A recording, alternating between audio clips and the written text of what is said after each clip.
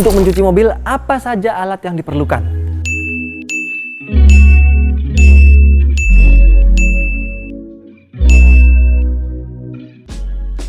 Lalu apa efeknya jika Anda tidak mencuci mobil dengan cara yang tepat? Efek-efek yang ditimbulkan kalau cara cuci salah, yang pertama pastinya bakal banyak baret halus. Kemudian kalau menggunakan sabun yang salah akan menghilangkan perlindungan pada cat mobil seperti wax, coating, atau sealant. Kemudian apa saja sih hal-hal yang harus diperhatikan dan tidak boleh dilakukan saat mencuci mobil? Hal-hal yang harus diperhatikan ketika mencuci mobil atau membersihkan mobil yang berdebu, itu biasanya orang melakukan kesalahan dengan mengelap dengan kanebo basah seperti ini, langsung ke debunya tanpa dicuci dulu. Kemudian memilih sabun, yaitu sabun colek untuk permukaan bodi, itu impactnya bakal tidak bagus karena bakal merusak coating atau perlindungan seperti wax, sealant dari permukaan cat. Kemudian mengelap setelah dicuci dengan kanebo. Saran saya kanebo ini hanya untuk kaki-kaki saja. Kalau untuk bodi kaca menggunakan lap microfiber towel yang buat drying. Kemudian untuk mengaplikasikan sabun ke permukaan bodi, biasanya orang Indonesia menggunakan spons. Spons itu malah berbahaya karena ketika ada debu di permukaan bodi, spons tidak melindungi bodi tersebut. Jadi saran saya menggunakan wash mitt, itu memang khusus untuk nyuci dan membutuhkan 2 wash mitt untuk bodi. Yang pertama bagian atas, kemudian untuk yang bagian bawah.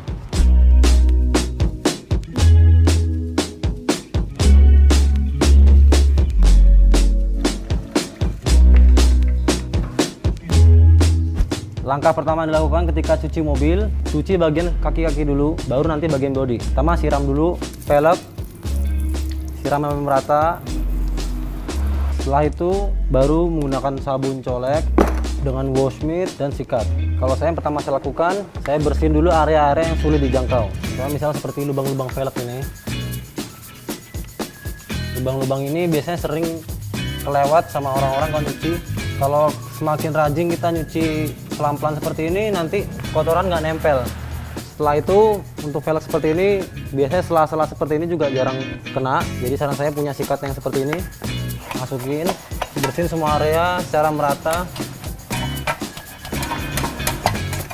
Setelah itu baru menggunakan wash mitt ini untuk bagian luar velg. Baru setelah itu kita sikat bannya. Yang terakhir jangan lupa bagian dalam atau inner fender ini. Biasanya sering dilupain. Menurut saya kalau kita rajin bersihin dalam sini bakal memperpanjang umur coating bagian bawah ya, anti karatnya. Karena air kalau dibiarkan menjadi asam membuat korosif.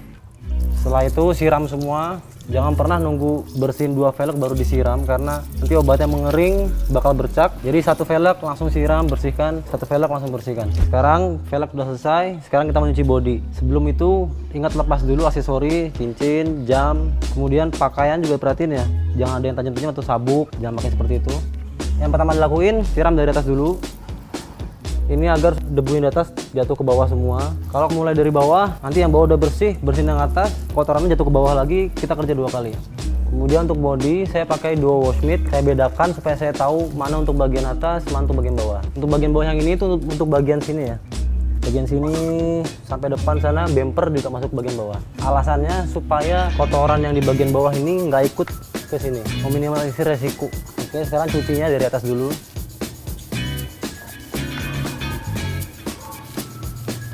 Kemudian bagian bawah. Nah, harus diingat setelah bagian bawah pastiin langsung semprongin ke ember lagi supaya debu-debu yang nempel di wash mitt ini turun ke ember. Setelah selesai semua, jangan lupa siram juga dari atas bersih dulu baru berjalan ke bawah supaya nggak 2 kali kerja, nggak buang air. Kemudian sekarang bagian ngelap, ini krusial nih. Orang sering meremehkan hal ini, tapi menurut saya ini paling penting. Menggunakan lap microfiber drying towel seperti ini, kayak handuk. Jadi fungsinya lap ini, kalau ada debu-debu masih di permukaan, bakal sembunyi di balik-balik dari lap ini. Jadi tidak membuat baret permukaan cat. Kemudian kenapa saya menggunakan 2? Karena kalau 1 biasanya nggak kering sempurna, jadi saya 2 kali ngelap. Nah, sekarang kita ngelap pakai lap yang kedua yang lebih kering. Ini masih ada garis-garis air yang belum kering. Ini alasan saya kenapa saya pakai 2 lap. Udah, setelah itu pastikan semua kering. Kemudian saran saya kalau untuk DIY, beli blower angin supaya air-air yang menggenang di pojok-pojokan sini bisa dibersihkan semua. Karena secara nggak sadar nanti ketika mobil jalan masih ada air di sini, bakal netes ke bawah. lama-kelamaan jadi water spot, membekas di sini. Jadi saran saya punya blower angin supaya bisa niup angin, ngilangin semua air-air yang nyangkut di lipetan-lipetan bodi. Kemudian untuk bagian velg saya menggunakan Kanebo. Kanebo buat saya tuh cuma buat velg aja ya. Sama bagian door jamb, sela-sela pintu saya pakai Kanebo. Pastikan kering semua.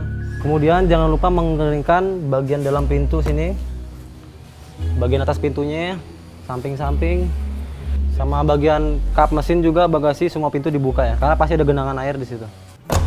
Yang harus diingat juga, jangan pernah mencuci mobil di bawah terik matahari, karena ketika di bawah terik matahari sabun bakal mengering dengan cepat. Kalau nggak bisa kita lap sebelum kering nanti bakal bercak, jadi bakal susah untuk bersihnya nanti. Jadi saran saya jangan pernah nyuci di bawah matahari.